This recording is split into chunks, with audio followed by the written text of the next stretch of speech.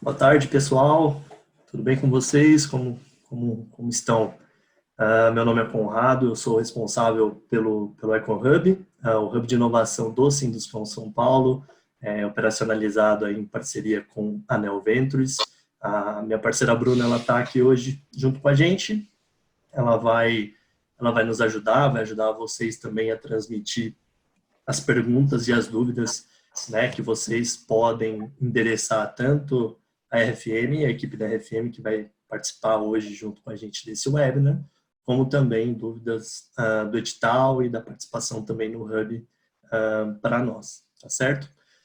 Hoje a gente fecha essa série junto com os mantenedores dos webinars. Hoje a gente tem aqui uma super parceira que é a RFM, né? A RFM e o Icon tem uma história muito interessante de relacionamento, né? O José Romeu, um dos executivos da empresa, foi quem acreditou no projeto desde o começo. O José Romeu, ele já foi presidente do Sinduscom São Paulo, né? Durante a gestão dele, iniciou-se, né, a idealização do Hub de Inovação, e também o Eduardo Zaidan, né, o atual VP financeiro do Sinduscom São Paulo, que também é um executivo da empresa, um executivo da RFM, e nos ajuda a tornar o Hub de Inovação essa realidade, né? Hoje a gente tem aqui, então, o super time da RFM, a gente tem a Kelly Miller junto com a gente, ela é gerente de suprimentos da empresa, temos a Gisele Cavalcante, coordenadora de qualidade, meio ambiente e segurança do trabalho, e também o Carlos Henrique, diretor executivo também da empresa RFM. Hoje a gente vai falar um pouquinho, eles vão falar um pouquinho, na verdade, sobre o desafio deles, que leva como tema implementação do processo de suprimentos. Então, eu passo agora a palavra para eles poderem falar um pouquinho da empresa e mais um pouco também sobre o desafio, tá certo? Assim que eles terminarem, a gente volta e a gente inicia aí a rodada de perguntas, tá bom? Vamos lá, Carlos. Bom, boa tarde a todos. É um prazer estar aqui com vocês reunidos aqui para a gente bater um pouco papo aí falando de como que a gente encara os desafios aí tecnológicos, o que a gente vem fazendo de movimentação nos últimos anos aí sobre isso e até como nós estamos posicionados hoje no mercado. Então, falar um pouquinho aí da RFM, focando aí no nosso braço de construção. Então, a RFM Construtora ela já está atuando aí no mercado há mais de aproximadamente 40 anos. Nós temos mais de 1 bi de contratos fechados aí em execução, tá? Mais de 3 milhões de metros quadrados construídos. E nós somos uma empresa bem consolidada no mercado e muito bem estruturada aí, principalmente em São Paulo, mas também nós atuamos em outras regiões aí, como Rio de Janeiro, Minas e Bahia. Depois a gente até vai mostrando um pouco da nossa cronologia aí, de como nós fomos avançando ano a ano nesse mercado, que eu até falo que quem está na construção civil é porque gosta muito, são vencedores todos aí que sobrevivem. A cada ano que passa, a cada momento a gente acha que a gente vai ter um pouco de alívio e vem sempre uma surpresa, né, para nós. Mas realmente isso mostra que precisamos ser sempre reinventores aí, pensando sempre à frente, e não dá para a gente ficar olhando para trás, né? A gente tem que sempre olhar para frente e pensar no que a gente tem que fazer diferente para melhorar na forma como nós atuamos. Então, eu até falo que a parte de engenharia hoje na construção civil, a parte técnica, lógico que é fundamental, só que hoje nós todos temos que focar sempre na gestão. A empresa que não estiver olhando para a gestão, ela não deve conseguir sobreviver, né? Seja por uma questão de exigência dos clientes, que cada vez vão demandar mais das empresas, ou seja também pela concorrência, porque quando a gente olha para trás, tem muitos dos nossos concorrentes investindo e gastando energia nisso, tá? Então a RFM ela vem ao longo dos anos aí participando de projetos diferenciados, que a gente pode ver um pouquinho aqui na trajetória da nossa apresentação, tá?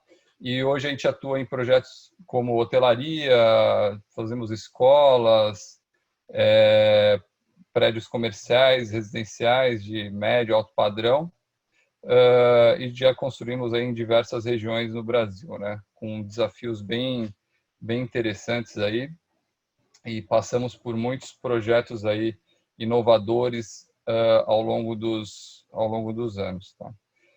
Falar um pouco dos os nossos valores aí, como vocês podem notar aí, a gente tem um forte pensamento em implementação de novas tecnologias de gerenciamento, tá? E o que facilita isso? A engenharia, ela não trabalha desconectada, né? A gente não é uma empresa que pensa de uma forma como departamento. A gente é uma empresa que pensa numa estrutura projetizada, ou seja, o nosso foco é construir. Então, a gente usa as áreas fins, as áreas meio, melhor dizendo, para dar o apoio para fazer o que a gente precisa entregar de melhor, que é construir e buscar aí a questão da qualidade, que a gente preza muito, né? A qualidade, a satisfação do nosso cliente. E o que é muito importante é a questão do relacionamento com os diversos stakeholders. Então, a RFM, ela procura uma relação de longo prazo. A gente não pensa em cada projeto como sendo um projeto que tem começo, meio e fim, ponto final. Lógico que eles têm começo, meio e fim, só que o relacionamento com os nossos stakeholders tem que ser algo duradouro, principalmente com os nossos fornecedores diretos aí, que a gente tem que tratar como parceiros comerciais e não simplesmente como fornecedor de uma obra só, né? Então, acho que esse é o grande desafio aí. Então, os segmentos, como eu tinha adiantado, a gente tem a atuação nos edifícios residenciais, comerciais, hospitais, escolas e hotéis e resorts, né? Temos aí construção de empreendimentos um tanto quanto diferenciados, né? Falando de residenciais, nós trouxemos o conceito Loft aí para o mercado imobiliário. Projetos de hotelaria, nós desenvolvemos, por exemplo, o Clube Med Trancoso, lá no começo dos anos 2000, que foi um desafio.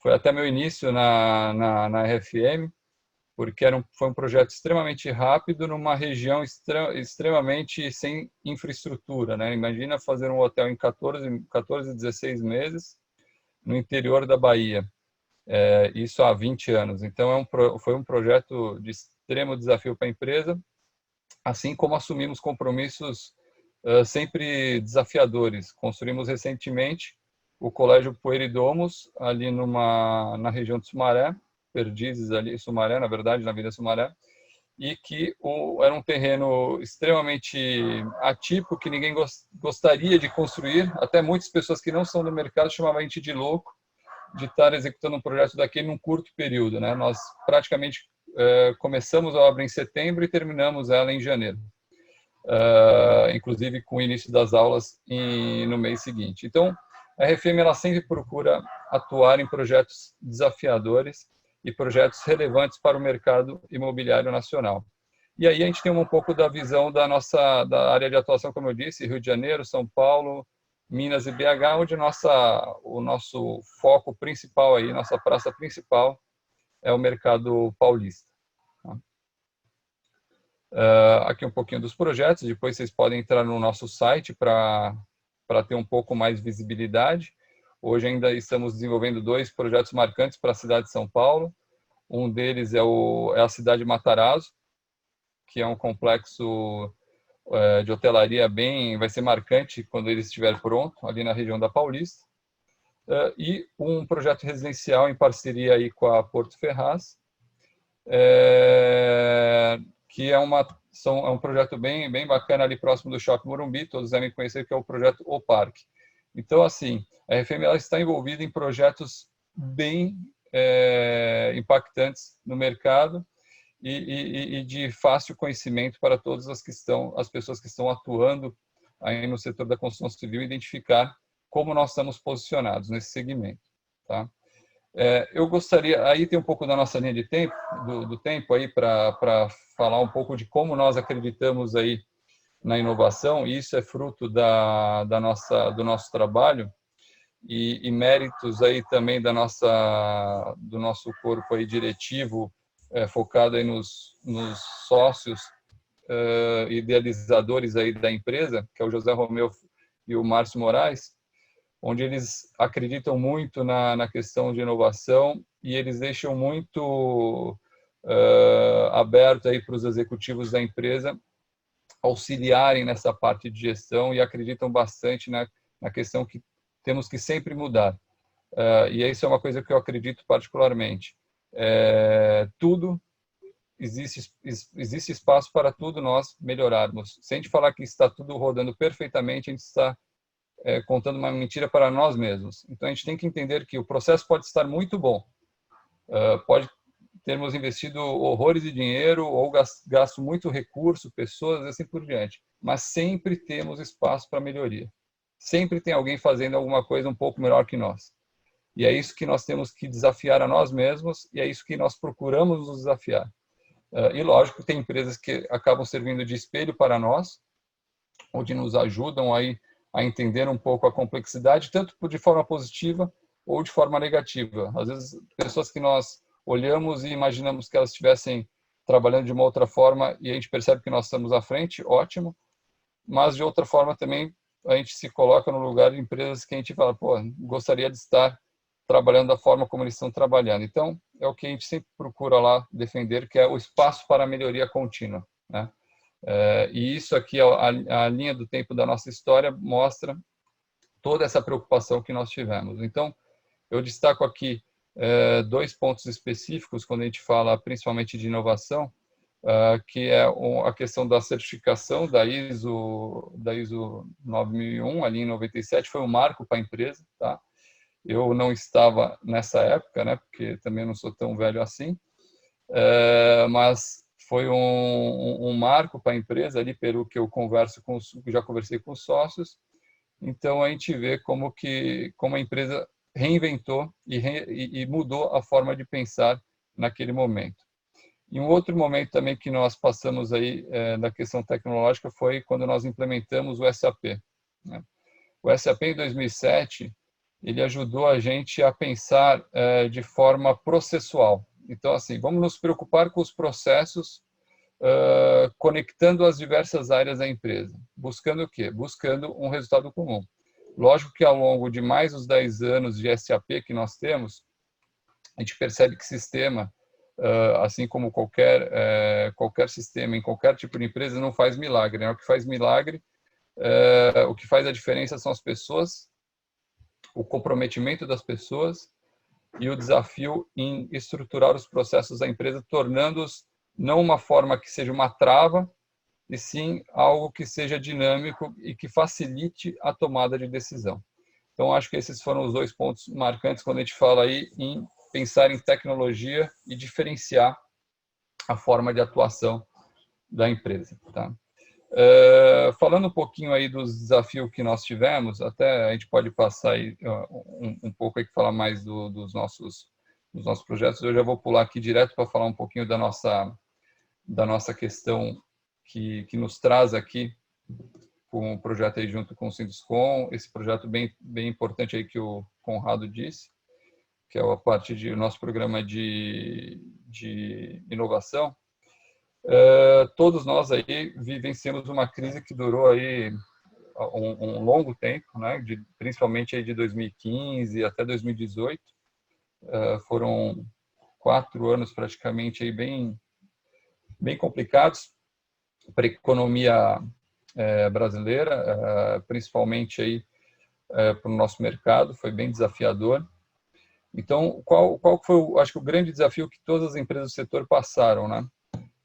Não só a redução, a retração de faturamento, propriamente a questão financeira ter se retraído de uma forma bem drástica e contínua ao longo desses 4 anos, mas também a perda do capital humano, né? Eu acho que esse acho que foi o grande impacto aí de nós perdermos profissionais, porque infelizmente foi um período de reestruturação visando a sobrevivência, né?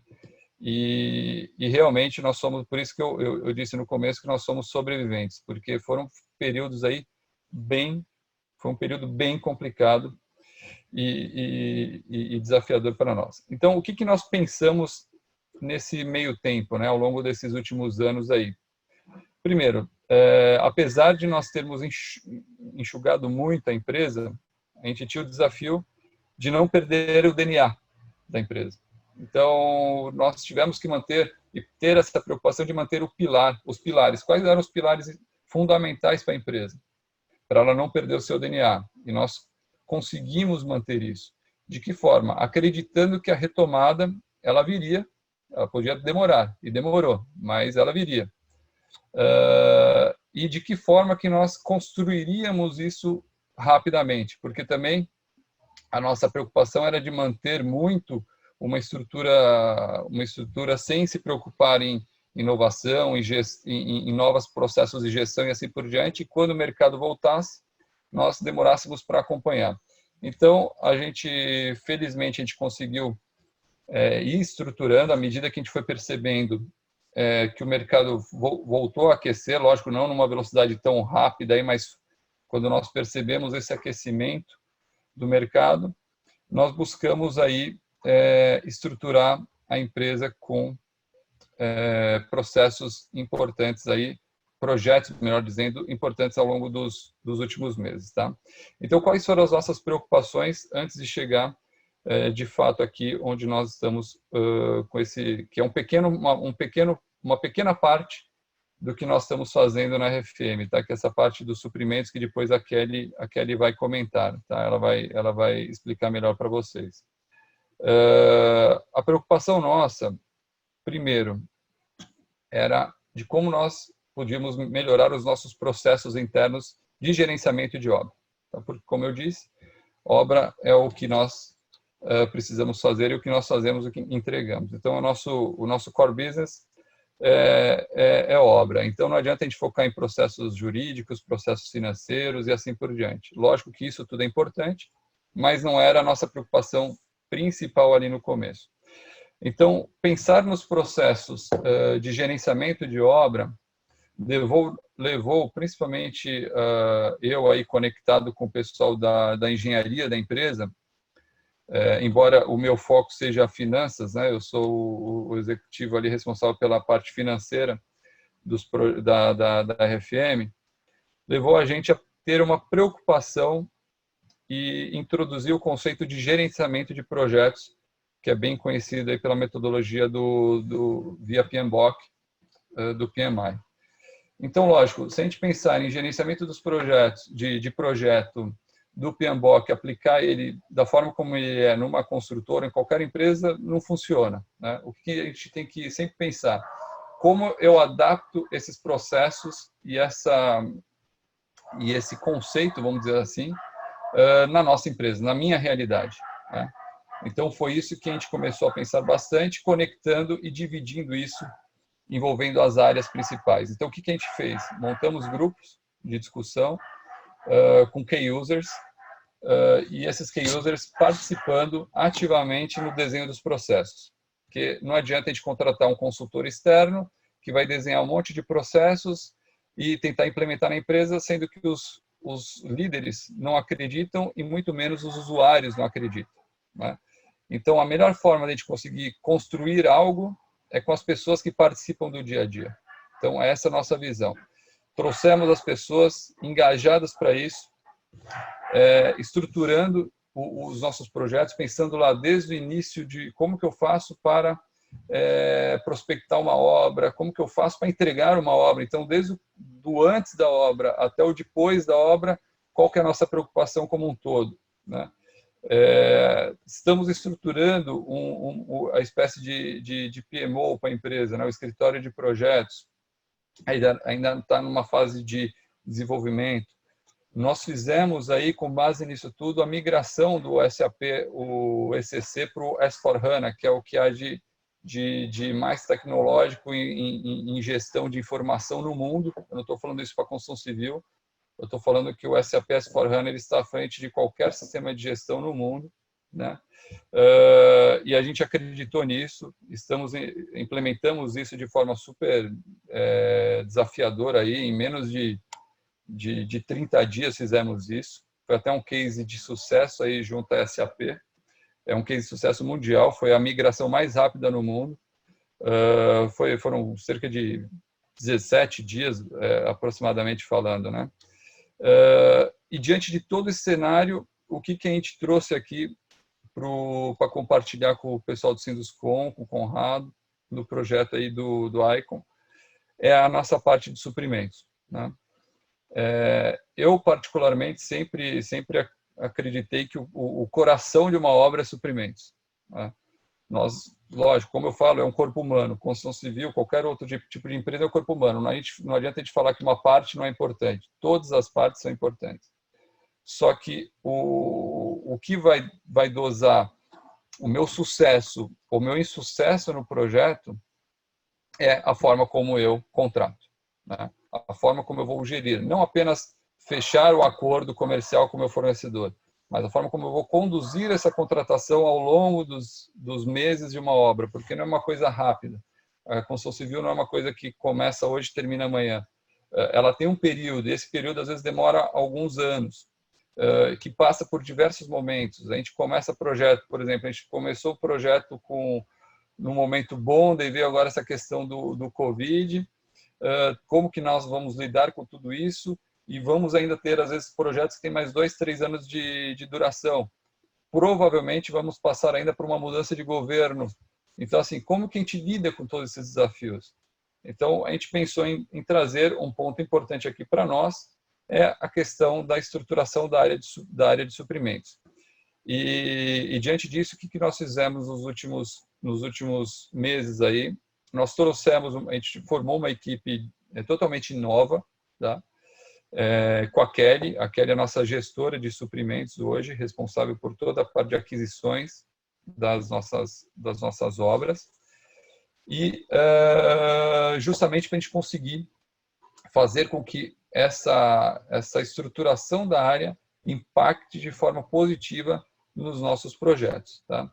Então, a nossa estruturação de suprimentos é uma pequena parte das diversas formas que nós estamos estruturando aí a empresa, tá? Então, diante disso, eu gostaria de compartilhar aí com a Kelly para ela explicar um pouquinho de como nós estamos fazendo essa estruturação da área, porque ela é a pessoa mais adequada para dizer isso para nós, tá? Então, assim, agradeço e depois eu estou aberto aí para perguntas ao final, mas eu gostaria que agora a Kelly explicasse um pouquinho do nosso processo aí de estruturação da área de suprimentos, nosso projeto de estruturação, melhor dizendo. Obrigada, Carlos. Boa tarde a todos.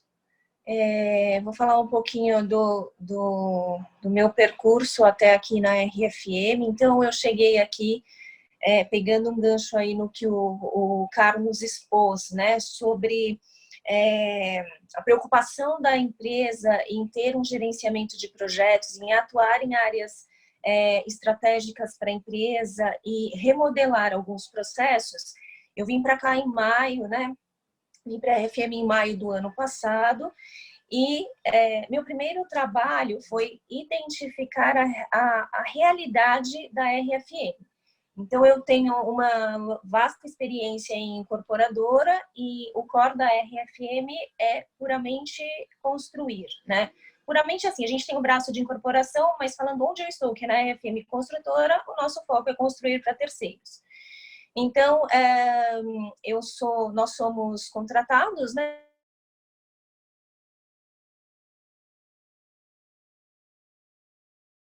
Então, nós temos... É diferente de quando você está em uma incorporadora, que você consegue colocar um padrão para todos dentro de casa, porque o seu cliente é interno, né? Nós temos na RFM clientes externos, né? Então, eu fui identificando os pontos diferentes de uma incorporadora, a realidade específica da RFM. Bom, o processo, naquele momento, ele era por conta dessa crise de 4, 5 anos atrás. A preocupação da RFM foi manter o DNA, foi estruturar da forma, manter, né, a estruturação de obra, né, da equipe de obras. Então, a equipe de suprimentos foi enxugada, e com isso, o processo também não teve grande evolução, né? E nos últimos tempos aí, nós tivemos nós tivemos que retornar, nós, que eu digo RFM como um todo, não estava aqui, mas alguns processos voltaram a ser tocados pela obra, né? Então, hoje, os processos ainda são elaborados pela obra, e aí suprimentos entra mais como validador do processo, tá? Eu vou explanar um pouquinho sobre o processo em si, e aí qualquer coisa vocês me interrompam, tá? Então, tudo parte de um planejamento de contratações. Cada obra tem um planejamento para o seu projeto e, a partir dele, vai identificar as necessidades de aquisição do seu projeto, tá? Isso tanto para materiais como para serviços. Com base nisso, ele starta um processo de concorrência, selecionando fornecedores através aí de uma lista de fornecedores, gerando uma vendor list que passa por uma validação de áreas. No caso, a diretoria, a gente sempre pede, apesar da gente ter um processo de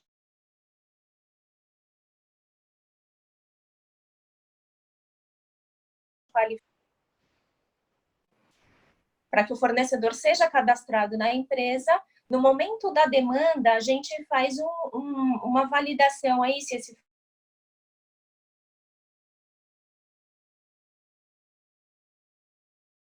não teve problema, nos impede aí de contratá-lo, tá?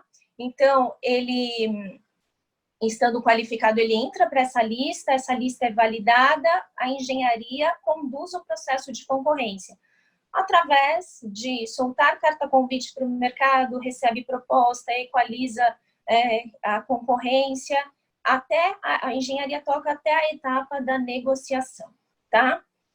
Neste momento, aí começa um follow-up aí entre as áreas para aprovação desse processo, tá?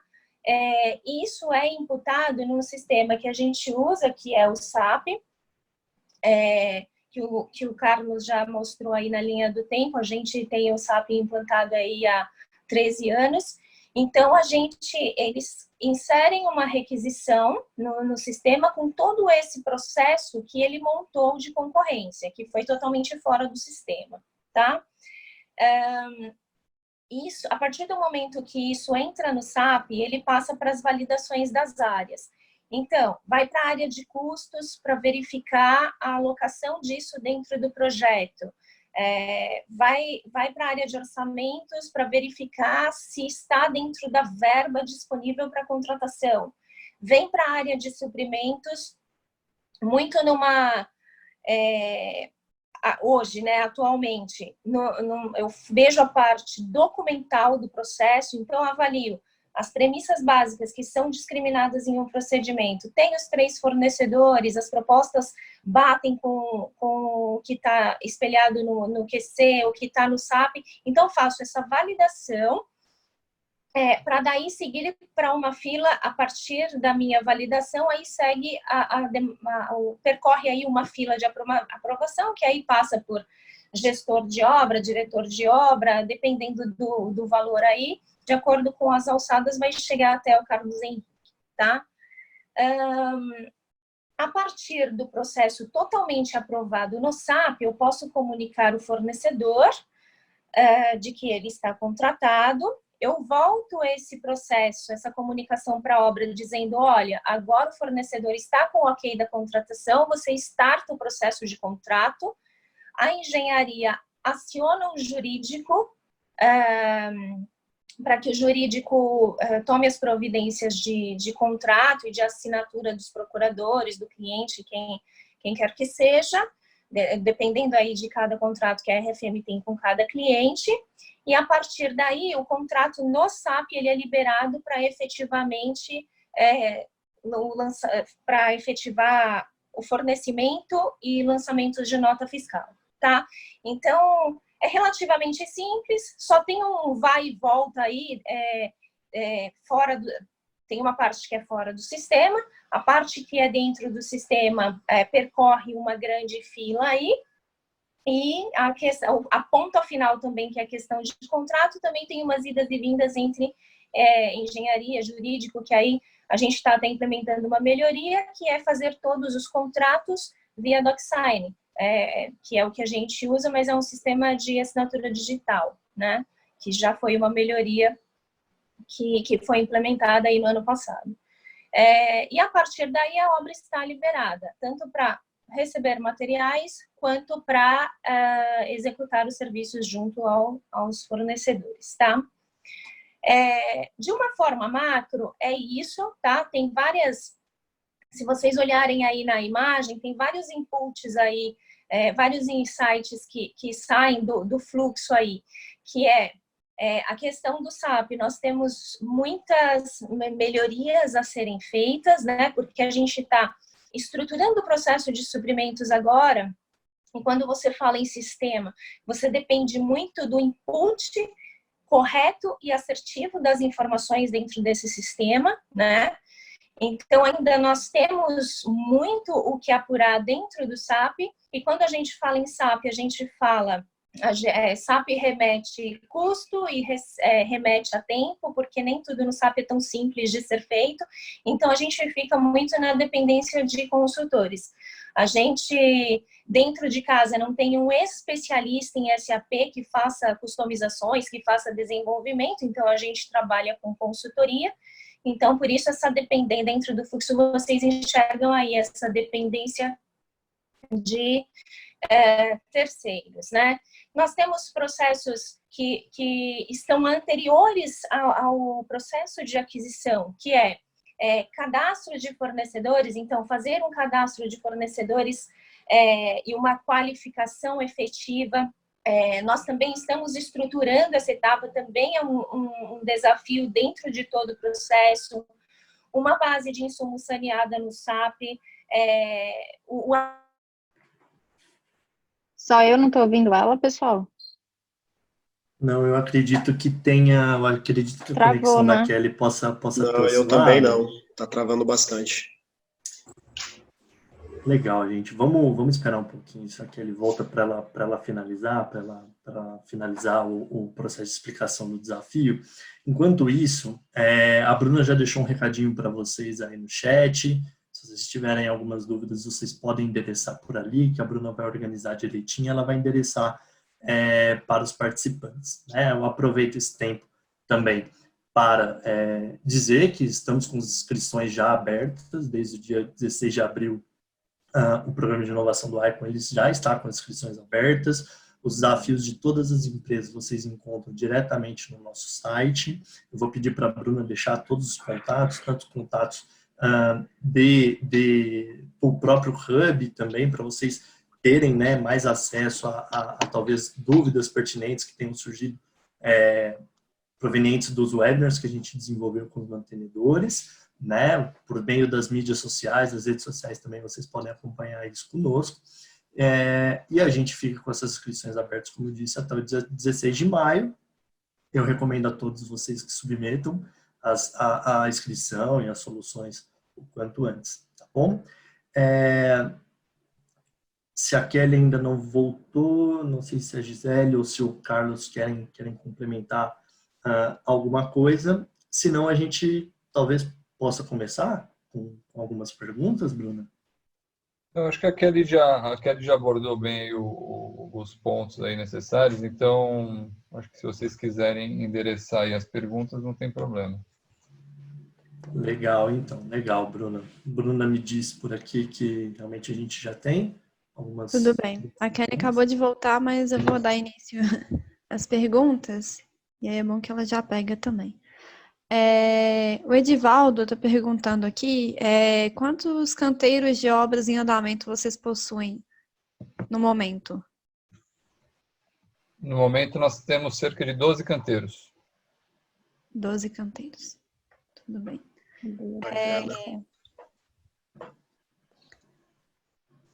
O Egídio fala assim, considerando que suprimentos é estratégico para o negócio e um grande agente de inovação, e do Fair Trade na RFM, a área de suprimentos faz parte das decisões estratégicas do negócio com assento nas decisões de diretoria? Na verdade, assim, todas as decisões das grandes contratações, o suprimento está envolvido. Então, assim, todo o alinhamento estratégico também, a gente participa, suprimentos para estar alinhado aí com o que a diretoria pensa.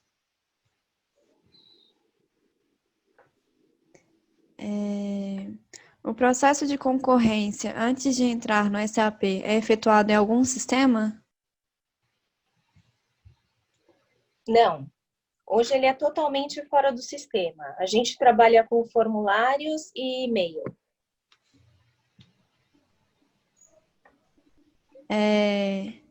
O Egídio pergunta aqui, engenharia fazendo um processo de concorrência até a negociação. Como garantir o compliance dos processos com segurança para a empresa? E ele tem uma outra pergunta aqui, que eu já vou emendar. Como ter sinergia de escala e ganhos de negociação conjuntas com compras descentralizadas em projetos? Carlos, você quer que eu possa responder? Pode responder. A questão de garantir uma concorrência e compliance, nós tomamos todo o cuidado de, apesar do processo de concorrência ser formatado pela obra, a gente tem toda a documentação prevista em procedimento e que a qualidade audita periodicamente dentro das obras, tá? Então, Suprimentos dá todo o apoio para que seja uma concorrência transparente e o procedimento deve ser seguido. Tem o apoio da área da qualidade para que faça essa verificação e me dê esse apoio. E fora isso, quando chega em mim, eu faço toda a validação documental, então eu vou avaliar proposta por proposta, eu vou verificar, dependendo do valor aí dessa contratação, eu vou voltar a fazer uma requalificação desse fornecedor, verificar qual que é a situação dele no mercado. Então, assim, há muito que melhorar, né? Por isso que, numa primeira onda, suprimentos é uma área validadora, mas dentro do projeto, nossa meta aí é dentro de 2 anos de andamento do projeto, o suprimento estar totalmente centralizado. Então, todas essas questões somem. Hoje a gente tem todo um protocolo para mitigar possíveis problemas, tá? E a segunda pergunta, desculpa, esqueci a segunda pergunta, Bruna. Tá, a segunda pergunta, deixa eu voltar aqui. Como ter sinergia de escala e ganhos de negociação conjuntas com compras descentralizadas em projetos? Apesar lá no início do processo, eu comentei do planejamento de contratações. Então, apesar de ser pulverizado nas obras, o planejamento das contratações é uma exigência da qualidade. Então, todas as obras têm o seu planejamento e esse planejamento é consolidado em suprimentos para que a gente monitore, pegue as grandes contratações e crie essa sinergia. Eu gostaria só de complementar também, voltando aí na primeira pergunta, a questão de compliance. Isso é uma questão que a gente tem muito cuidado, até porque, como a Kelly bem disse, a obra ela não tem autonomia para fazer nenhum tipo de fechamento. Ela apenas faz a iniciação do projeto, até que a gente tem toda uma questão de avaliação de vendor list antes, né? Então, ele starta o processo, lógico que, como a Kelly disse, a gente está com melhorias em andamento. Então, ele startando o processo, tem todo um ciclo aí, até chegar num fechamento, e que passa por diversas travas e análises aí ao longo do caminho. Então, você tem não só a Kelly participando, como você tem diretores participando de muitas das contratações para avaliação final, negociação principalmente, né? As rodadas de negociação não são feitas pela obra exclusivamente, e sim de uma forma mais centralizada. E, além disso, a gente tem todo o envolvimento da área financeira através do pessoal de custos, né? Porque, diferente de muitas construtoras, a nossa base de controle financeiro dos projetos, a parte de controle de custos, ela está ligada à área financeira da empresa. Então, você tem um engenheiro, uma equipe independente da obra, que vai avaliar no detalhe todas as contratações que estão sendo feitas. E então, assim, a gente preza muito por questão de compliance, evitando aí desvios de conduta e assim por diante. Então, a gente tem todo um ciclo interno evitando esse tipo de problema. E como a Kelly bem disse, nós estamos numa fase de transição para centralizar 100% aí a parte de suprimentos. Uma pergunta da Paula. Quem faz a homologação e cadastro de novos fornecedores? Obra ou suprimentos?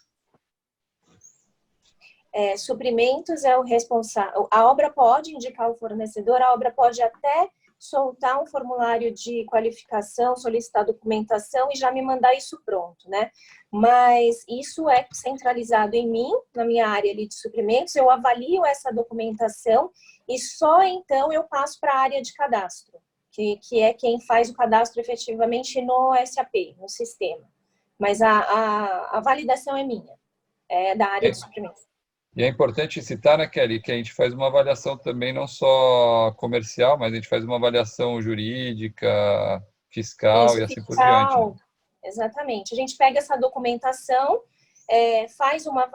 pega toda essa documentação e pede um parecer para o jurídico para verificar questões financeiras ou mesmo trabalhistas e a área fiscal, para verificar se aquele fornecedor está apto a fornecer aquele tipo de serviço.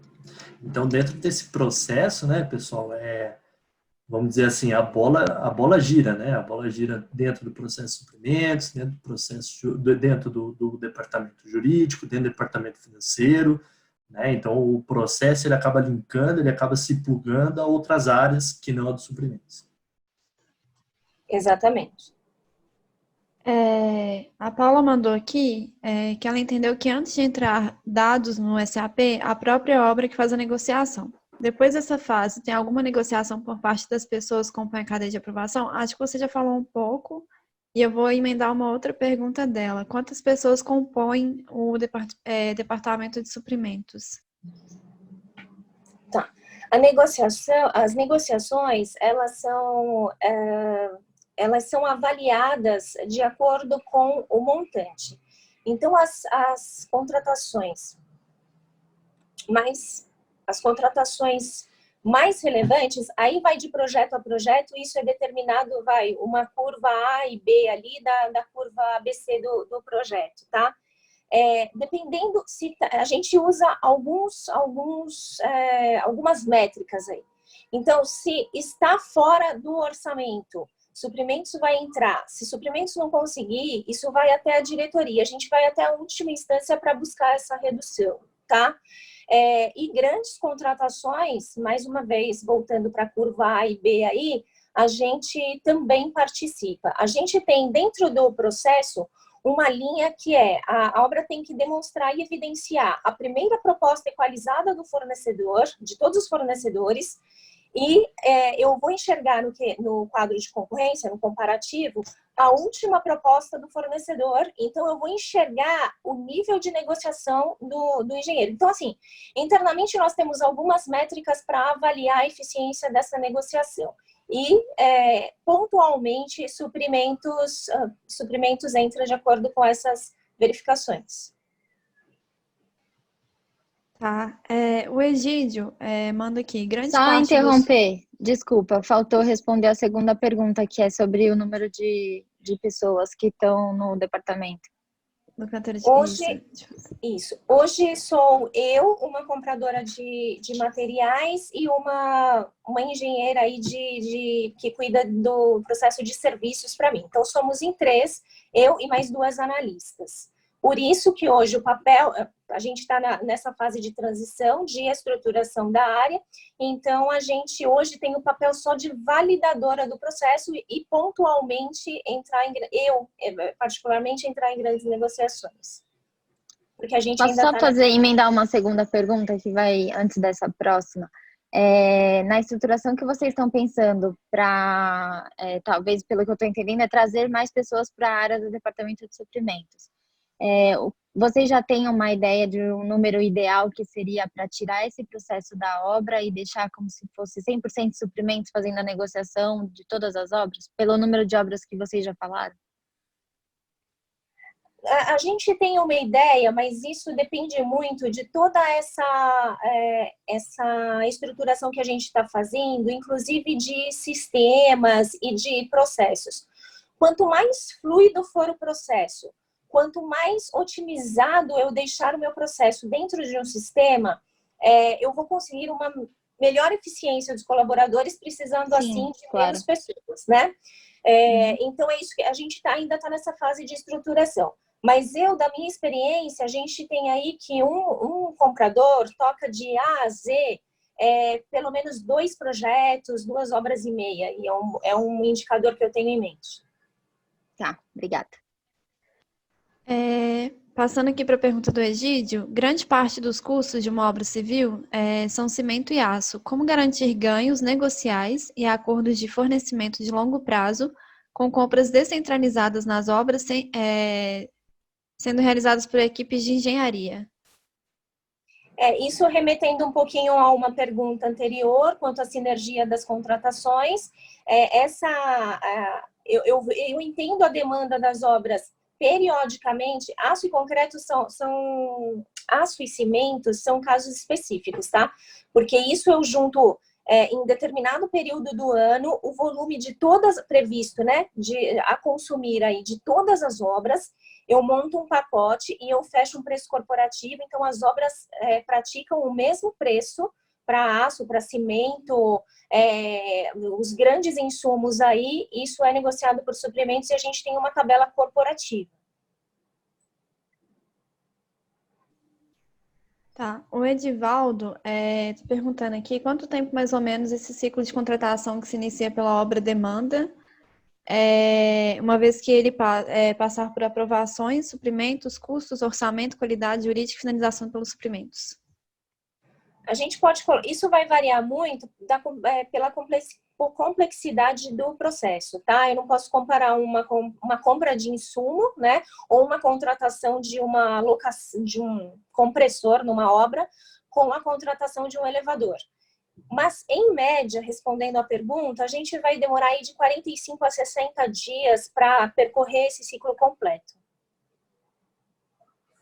Tá, a Tânia pergunta aqui, ela faz 2 perguntas, eu vou fazer uma de cada vez, tá? Como a RFM pretende trabalhar junto com a startup para que desafios sejam alcançados? Na verdade, eu posso até responder um pouco. Vamos depender muito do... A gente está muito aberto ao que for proposto aí pelas startups.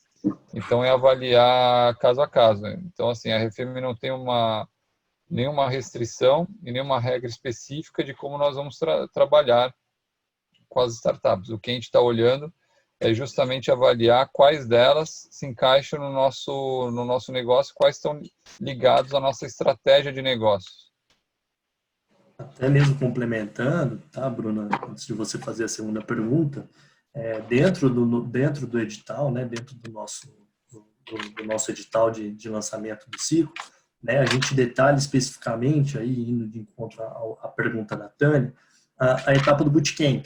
Né? Durante o bootcamp, as startups realmente finalistas, interessadas em desenvolver uma solução para o desafio, aqui o desafio da RFM, junto com a equipe da construtora envolvida diretamente no projeto, fazem um refino de escopo, né? Onde a solução ela é trazida pela startup, né? A empresa faz uma análise dessa solução, identifica aí, né, os plugs, né, para se resolver o desafio, e aí então você parte para um refino de escopo, né? Então aí você realmente define a metodologia de trabalho, como que isso tudo vai ser feito ao longo do ciclo.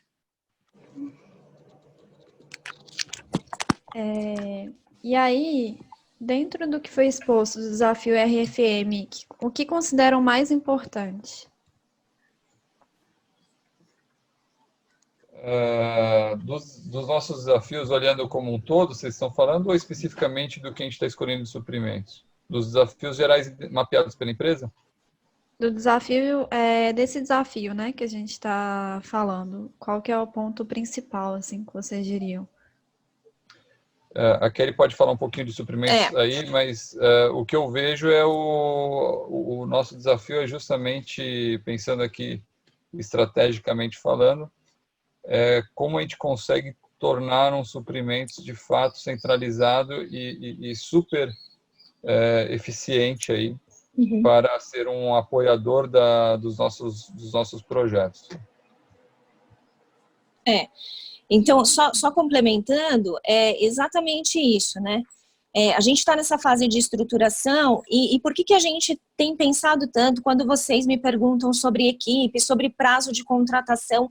Isso tudo, a gente está desenhando, o nosso desafio é desenhar um processo mais fluido possível, quanto menos passagem entre as áreas tiver, melhor. Quanto mais simples o sistema for, o que for utilizado, né, se a gente realmente for continuar com o SAP e fazer as melhorias para que ele seja mais fluido, ou se a gente for utilizar um outro sistema à parte, que ele nos dê essa facilidade, essa fluidez no processo. É isso que a gente busca para conseguir uma área mais eficiente possível. E o importante é mencionar que qualquer solução que nós vamos buscar, quando a gente está falando de solução tecnológica, todas elas têm que estar ligadas ao SAP. Então, por quê? Pode ser que o SAP, pela complexidade dele, alguma coisa muito específica a gente não consiga fazer nele, ou seja, um investimento muito alto fazer. Mas se a gente for fazer isso com alguma startup, que é a nossa ideia de alguns projetos específicos, de alguma forma ele se comunicar e estar linkado ao SAP, porque a nossa ferramenta de gestão e a gente não trabalha com dados separados. Se uma empresa ficar trabalhando com diversos sistemas, ela está morta, porque se uma coisa não conversa com a outra, você na hora de compilar as informações, perde informações e toma decisões erradas. Tá, novamente a Paula aqui, quanto ao atendimento da NBR 15575, vocês identificaram uma dificuldade maior em homologar os fornecedores? Acho que eu posso responder essa, né? Boa tarde, gente. Eu acredito que encontramos um pouco, sim, porque alguns fornecedores, por maiores que sejam, ainda não estão adaptados. A gente teve uma grande dificuldade com relação a louças e metais, onde fornecedores renomados tiveram que buscar essa certificação agora para poder ser qualificado em uma das nossas obras. Então, eu entendo que foi um pouco difícil, sim. E, além disso, os laudos e certificações necessárias e que devem ser alinhados durante a negociação é feita pela obra ou pelo departamento de suprimentos? Suprimentos em conjunto com qualidade. Isso, porque as premissas elas estão estabelecidas em procedimento e isso é auditado por mim quando valido um processo e periodicamente aí pelas auditorias internas da qualidade. Tá. Como a gente tem muita pergunta aqui, pessoal, eu vou fazer mais 2 perguntas, tá? Então, eu vou aqui para a pergunta do Edivaldo. A RFL tem contratos com faturamento direto?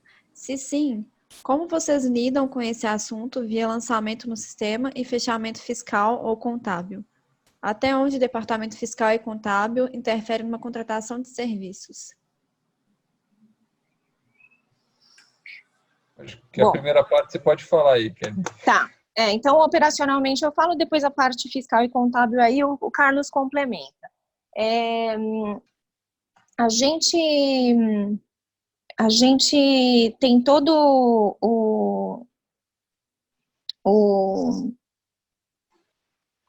Nossa, gente, desculpa, eu perdi o fio aqui da meada. Qual que é a pergunta mesmo, a primeira pergunta? Peraí, um minutinho. Vocês têm contratos com faturamento direto? Contrato faturamento direto, ok, lembrei. Desculpa, gente. Então, faturamento direto, ele acontece, a gente estabelece quais os contratos que permitem faturamento direto, tá? Então, os grandes contratos, instalações, ar-condicionado, esquadrias de alumínio. Então, assim, a gente tem uma regra de estabelecer qual tipo de contrato tem o faturamento direto. E a gente só permite o faturamento direto de grandes insumos. O cara não vai poder faturar direto o parafuso, a porca, ele vai faturar grandes equipamentos e materiais de grande valor agregado. Então, e aí, como que é feito isso dentro do sistema? O fornecedor cadastrado, contratado, ele tem um pedido mãe dentro do sistema, e aí esses outros fornecedores que terão faturamento direto, eles são informados no momento do contrato, ele vai passar uma tabela lá, ó, a previsão de faturamento direto é desses fornecedores aqui. Eu tenho um trabalho de fazer o cadastro, passar pelo processo de cadastro desses fornecedores de faturamento direto, e esses fornecedores, eles são vinculados a esse pedido principal, esse fornecedor principal. E aí o controle desses lançamentos, como já está pré-estabelecido, aí é uma gestão de obra em canteiro, à medida que vai chegando as notas fiscais, tem o número principal do pedido atrelado a essas notas fiscais de faturamento direto para que o ADM, sei lá, a gestão da obra saiba que aquele pedido, aquela nota fiscal de faturamento direto refere-se àquele contrato principal. Com relação à parte fiscal, é importante destacar que a modalidade de contratação ela varia, né? Você pode tanto ser contratado por uma modalidade empreitada, onde o faturamento ocorre 100% para a construtora, ou ele ocorre por administração, seja ele com preço máximo garantido ou não, que daí o faturamento é em nome do cliente. Então, independente dos dois casos, a preocupação nossa, justamente na qualificação do fornecedor e passar por uma validação do fiscal, é para evitar que depois, não que isso não ocorra, né, mas para minimizar aquele efeito de recebimento de nota fiscal, que o cara tem um histórico que não permite emitir um determinado KNAI que não pode faturar e assim por diante. Então, primeiro, no momento da contratação, você já valida previamente o fornecedor para saber fiscalmente. Quando você tem um terceiro aí que emite a nota, né, o responsável, isso contratualmente, o responsável pela nota fiscal é o contratado principal, né, e não o quarteirizado, vamos dizer assim. Então, qualquer problema que nós tenhamos, que eventualmente até de cancelamento de nota fiscal, a responsabilidade é do contratado e a gente pode até penalizá-lo sobre isso, tá? E posteriormente, lógico que tem toda uma avaliação criteriosa do fiscal, a gente tem um departamento fiscal que avalia nota por nota e liberando ela ou não para seguir no fluxo normal de pagamento, processamento, fechamento, assim por diante. Tá, vamos caminhar aqui para a última pergunta, só para a gente não passar muito do nosso tempo, tá? Vocês já estão trabalhando com o BIM? Tem tido resistência maior pelo fornecedor quando recebe projeto em IFC para trazer levantamento? Como estão fazendo nesses casos? A questão do BIM ela é um pouco complexa, tá? Eu vou falar de uma forma geral aqui, porque o BIM não depende só da construtora, né? O BIM depende principalmente do cliente, que é o incorporador. Então, como a gente depende aí do incorporador estar conectado e normalmente as construtoras, pelo menos a RFM, ela não é responsável pela contratação dos projetos, né, as disciplinas, vamos dizer assim, né, elétrica, hidráulica e assim por diante. Se a gente for falar do processo todo em BIM, eu acho que dificilmente alguma construtora ela consegue fazer isso do começo ao fim, né? Porque o BIM não é simplesmente fazer a avaliação de clash detection e assim por diante, né? Ela tem diversos desmembramentos assim. Então nós atuamos em BIM dependendo do projeto do cliente. A gente tem sim um projeto em andamento aí da RFM, que é o projeto BIM aqui dentro, rodando em paralelo, tá? Onde nós estamos pensando numa forma integrada e geral de como nós vamos utilizar isso em obras de terceiros, não somente em obras nossas, né, porque nós também temos a parte de incorporação. Então é um pouco diferente de caso a caso, né? Depende também da qualidade dos projetos. Então a gente sabe, muitas das construtoras aí que são contratadas, nem sempre ela está sendo contratada com um nível de projetos muito bons. Às vezes você entra numa obra que mal você tem o projeto de estrutura, né? Isso acontece, não adianta você falar que não vou construir se não tiver com todos os projetos prontos, se não tiver tudo isso em BIM e assim por diante. Então a empresa está fora do mercado, a consultora está fora do mercado. Então o que você tem que fazer é se reinventar, avaliar com o cliente, tentar, lógico, criar uma sinergia. Eventualmente, alguns projetos nós contratamos sim, por conta do custo da construtora, da RFM, solução BIM, para a gente estruturar um melhor plano de ataque, otimizar custos e assim por diante, mas vai depender muito do cliente, do nível de informação que nós tivermos aí, como essas informações vão estar, o nível de projetos e assim por diante. Então, são N variáveis aí que fica difícil dar uma resposta única para vocês. Tá? Eu acho que é essa dinâmica aí que a gente pode falar com relação ao BIM.